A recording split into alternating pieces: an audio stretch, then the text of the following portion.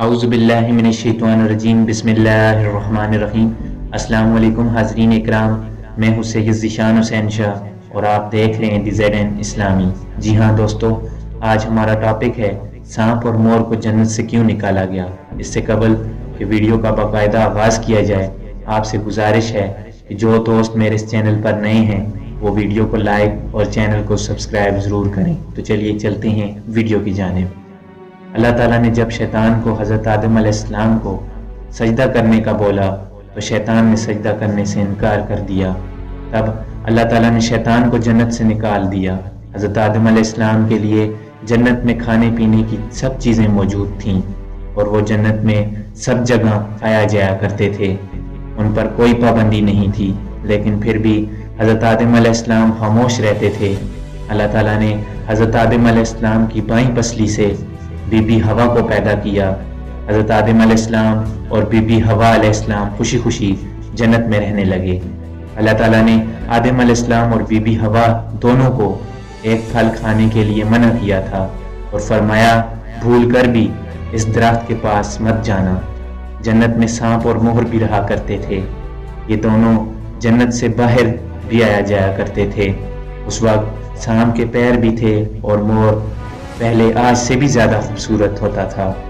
सांप और मोर एक दिन जन्नत से बाहर घूम रहे थे, तब उनकी मुलाकात शैतान से हुई।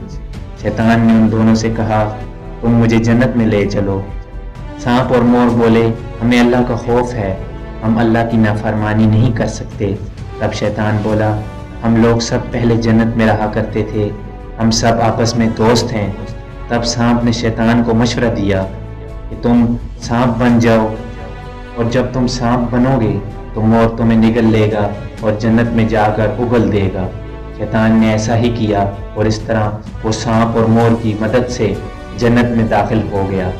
और फिर शैतान की मुलाकात हज़रत आदम और बीबी हवा अलैहिस्सलाम से हुई तो शैतान ने उन्हें कहा कि क्या तुम लोगों को यहाँ की सारी चीज़ें खाने की इजाज़त है।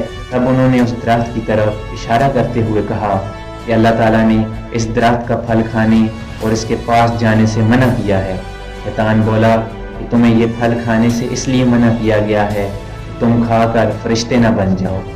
शैतान ने दोनों को वो फल खाने के लिए बरगलाया।